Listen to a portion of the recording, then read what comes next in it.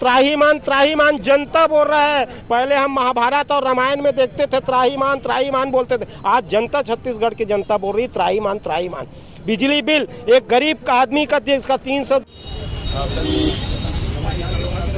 की सरकार गहरी नींद में सोई हुई है। जैसे कि कुंभकर्ण सोते थे, 6 महीना सोते थे और 6 महीना जागते थे, तो ये सरकार 2 साल से सोई हुई है। बिजली और पानी किसको दे रही है? बड़े बड़े उद्योगपतियों को, अडानी को दे रही है कोयला। इस कारण हमारे प्रदेश में बिजली महंगा हो गया है। केवल छल करती है, छल प्रपंच के आधार पर ही वो सत्ता हथिया लेती है, जैसे किसानों के साथ छल किया झूठे वायदे करके। निर्देश दिया गया है कि 1 दिवसीय धरना प्रदर्शन कर किसान की समस्याएं हैं उससे अवगत कराएं। अगर नमस्कार, आप देख रहे हैं इस वक्त 1 दिवसीय धरना कांग्रेस के द्वारा किया जा रहा है। किसान साथियों के हक और अधिकार की बात किया जा रहा है। क्या है ये पूरा मामला, जिस पर तमाम दिग्गज यहाँ पर मौजूद रहे कांग्रेसी, इनसे बात करते हैं। कांग्रेस के जो दिग्गज हैं यहाँ पर मौजूद है, इस वक्त जो है दुर्ग जिला अध्यक्ष यहाँ पर मौजूद है। जी, आप लोग का धरना 1 दिवसीय का मतलब क्या है?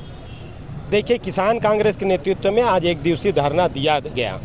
सबसे बड़ी बात तो है, धान बेचने का समय आ गया, धान खरीदी करने का सरकार का समय आ गया।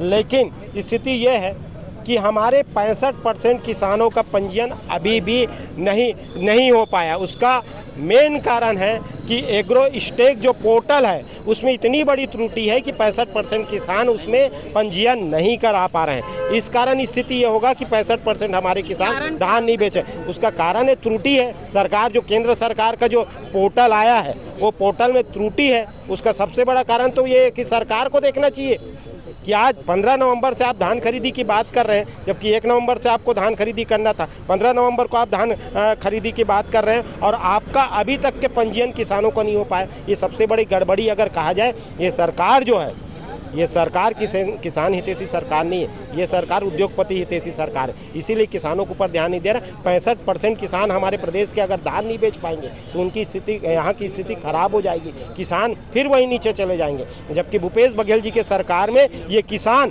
पूरे विश्व में, मैं बोलूँगा, सबसे मजबूत किसान अगर कोई हुए हैं तो भूपेश बघेल जी के सरकार में छत्तीसगढ़ के किसान हुए हैं।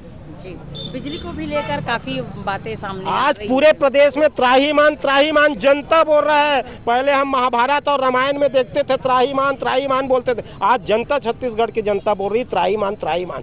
बिजली बिल एक गरीब का आदमी का जिसका 300, 200, 250 रुपये आता था उसको 2-2 हज़ार। मैं तो एक महिला का आज सुन रहा था 8,000, फिर 3200, फिर 2,000। वो बेचारी कहाँ से बिजली बिल पटाएगी? कहाँ से उनका स्थिति है? वो क्या बोली? सबसे बड़ी बात तो ये बात आया जनता का कि आप हमारे बिजली को काट दीजिए, फिर हम वो चिमनी और कंडील में रह लेंगे। ये स्थिति प्रदेश का भारतीय जनता पार्टी के सरकार ने। उत्पादन भी तो छत्तीसगढ़ में है, सारी चीज़ है, बिजली यहाँ, पानी यहाँ, सारे चीज़ यहाँ, उसके बाद महंगी बिजली। कारण क्या हो सकता है आपके हिसाब? कारण सबसे बड़ी कारण ये है, ये सरकार बिजली और पानी किसको दे रही है? बड़े बड़े उद्योगपतियों को, अडानी को दे रही है कोयला।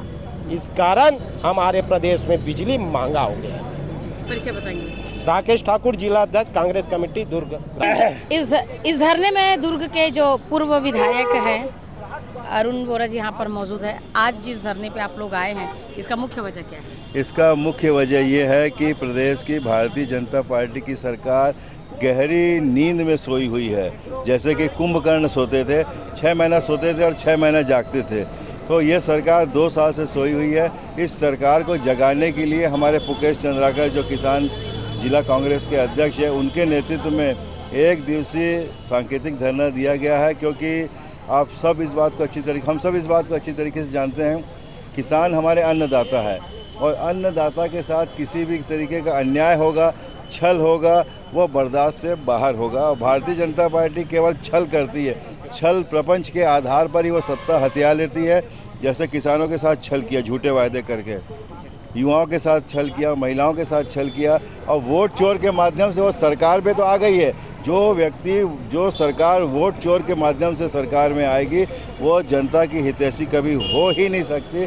इसका हम लोग विरोध करते हैं। और जो एग्रो स्टेक पोर्टल है उसमें जो खामियां हैं, उस खामी के कारण 65% से अधिक किसान धान विक्रय नहीं कर पा रहे हैं और एक मुश्त धान का समर्थन मूल्य देने की बात ये सरकार कही थी, शायद सरकार ने, वो सारे निर्णय वो साए साए करके गायब होते जा रहे हैं और उनको कोई चिंता नहीं है, केवल अपने में मस्त है और अपने विकास कर रहे हैं। जनता के विकास से, किसान के हित के से इनका कोई सरोकार नहीं है। अभी हम जो यहाँ धरना दिए हैं मुकेश जी के नेतृत्व में, मैं ये बात कह देना चाहता हूँ कि सरकार को स्पष्ट कह देना चाहते हैं हम लोग किसानों के माध्यम से, अभी तो ये अंगड़ाई है, आगे और लड़ाई होगी, उसको सहना पड़ेगा, नहीं तो 2028 में भारतीय जनता पार्टी को बाहर का रास्ता दिखाने में किसान, युवा, महिलाएं कहीं पीछे नहीं रहेगी। ठीक है। अच्छा महोदय जी, आज जो एक दिवसीय धरना आप लोगों ने किए हैं उसमें आज क्या ऐतिहासिक कोई निर्णय लिया गया है? ऐतिहासिक निर्णय नहीं, इसमें जो किसानों की समस्या है उनको ध्यान में रखते हुए हमारे प्रदेश के नेतृत्व में हमें निर्देश दिया गया है कि एक दिवसीय धरना प्रदर्शन कर किसान की समस्याएं हैं उससे अवगत कराएं। अगर इस अवगत में अगर शासन प्रशासन नहीं जागती है तो आगे हम बड़े स्टेप में अपनी आंदोलन जारी रखेंगे। धन्यवाद।